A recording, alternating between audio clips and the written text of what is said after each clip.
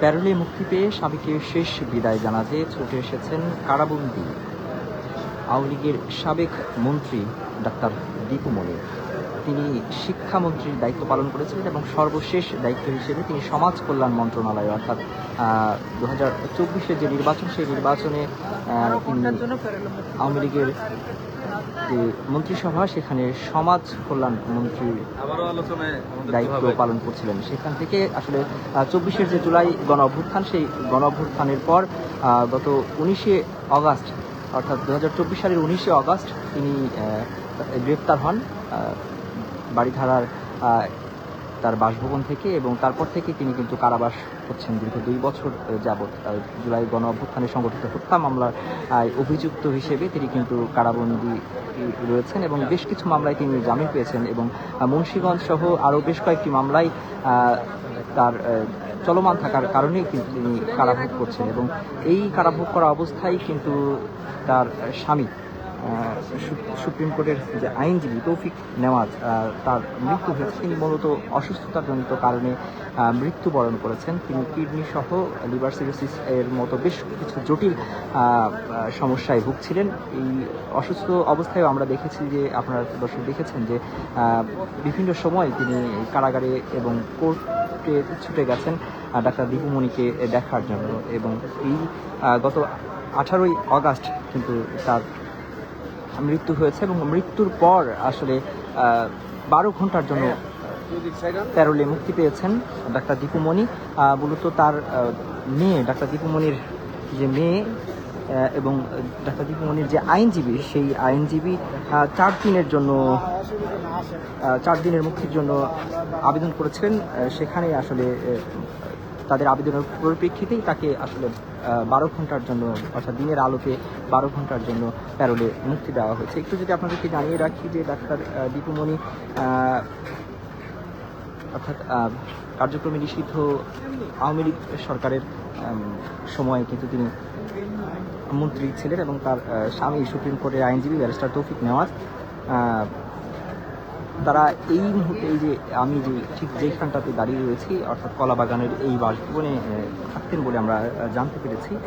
এবং 76 বছর বয়সে গত 18ই অগস্ট মঙ্গলবার রাত 10:27 রাজধানীর একটি বেসরকারি হাসপাতালে তৌফিক নেওয়াজ মৃত্যুবরণ করেন এবং তার বিভিন্ন ধরনের শারীরিক জটিলতা ছিল। বিশেষ করে দীর্ঘদিন তিনি কিডনি এবং লিভার সহ নানা শারীরিক জটিলতায় ভুগছিলেন এবং 2019 সালে তিনি স্ট্রোক করেছিলেন। এই যে তার মৃত্যুর পরে তাদের যে মেয়ে অর্থাৎ দীপু মনি এবং তৌফিক নেওয়াজের যে মেয়ে,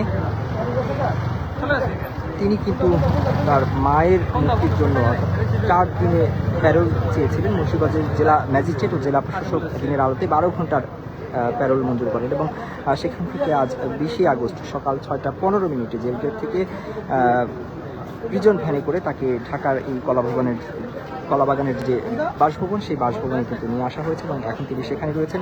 একটু আগে তিনি এইখানে যে লাশবাহী গাড়িতে তার স্বামীর মরদেহ রাখা হয়েছে, সেই মরদেহ তিনি দেখেছেন এবং শেষবারের মতো তিনি তার মৃত স্বামীকে বিদায় জানিয়েছেন। আমরা জানতে পেরেছি যে এখান থেকে এই লাশবাহী গাড়িতে করেই ডাক্তার দীপু মনি এবং এই লাশবাহী গাড়ি নিয়ে যাওয়া হবে গুলশানে এবং সেখানে আজাদ মসজিদে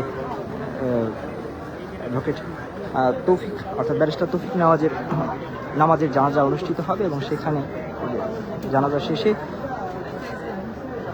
তাকে দাফন করা হবে এবং তারপরে আজকেই সন্ধ্যা 6টার মধ্যেই আবারও মুন্সিগঞ্জ জেলা কারাগারে তাকে অর্থাৎ ডাক্তার দীপু মনিকে উপস্থিত হবে এবং সন্ধ্যা 6টার মধ্যেই তিনি কিন্তু এই দাফন কার্য সম্পন্ন করে ডাক্তার দীপু মনিকে কড়া নিরাপত্তার মধ্য দিয়ে প্রিজন ভ্যানে করেই আবার মুন্সিগঞ্জে নিয়ে যাওয়া হবে। এই মুহূর্তে ডাক্তার দীপু মনির বাসার সামনে যে পরিস্থিতি সেটি আপনাদেরকে যদি দেখায়, আপনারা দেখতে পাচ্ছেন এখানে আত্মীয় স্বজন যারা আছেন ডাক্তার দীপু মনি এবং তৌফিক নেওয়াজের যারা আত্মীয় স্বজন আছেন, পরিবারের সদস্যরা আছেন, তারা আছেন ভেতরে।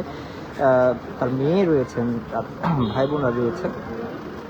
এর বাইরে আমরা আসলে নেতাকর্মীদের সেরকম উপস্থিতি দেখিনি, তারা আইনজীবীদেরকে দেখেছি। গুটি কয়েক লোকজন এসেছেন, তবে তারা আসলে তাদের পরিচয় আসলে শনাক্ত করা খুব কঠিন। কারণ অনেকেই এসেছেন, আত্মীয় স্বজন এখানে অপরিচিত অনেকেই এসেছেন, তবে সেরকম কোনো নেতাকর্মীকে আমরা এখানে দেখিনি। এই মুহূর্তে আসলে লাশবাহী গাড়ি অপেক্ষায় রয়েছে। অল্প কিছুক্ষণের মধ্যেই হয়তো এই লাশবাহী গাড়িটি নিয়ে যাওয়া হবে গুলশানে আজাদ মসজিদে, যেখানে আসলে এই তৌফিক নেহাদের জানাজা হবে জোহরের নামাজের পরে। সেখানে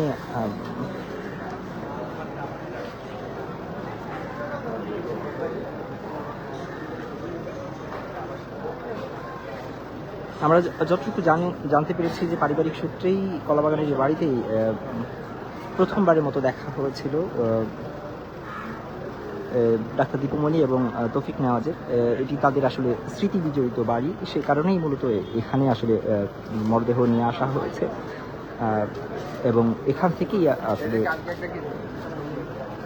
গুলশানের যে আজাদ মসজিদ সেখানে নিয়ে যাওয়া হবে এবং তারপরে জানাজা নামাজ শেষ করে বনানী কবরস্থানে তার লাশ দাফন করা হবে। এবং যেমনটি বলছিলাম যে আসলে এই দাফন প্রক্রিয়া এবং প্যারেডের জন্য নির্ধারিত যে সময়, সেই সময় শেষ হওয়া মাত্রই সন্ধ্যা 6টার মধ্যেই আবার মুন্সিগঞ্জ জেল গেটে, অর্থাৎ মুন্সিগঞ্জ জেলা কারাগারের গেটে আসলে ডাক্তার দীপুমণিকে উপস্থিত হতে হবে।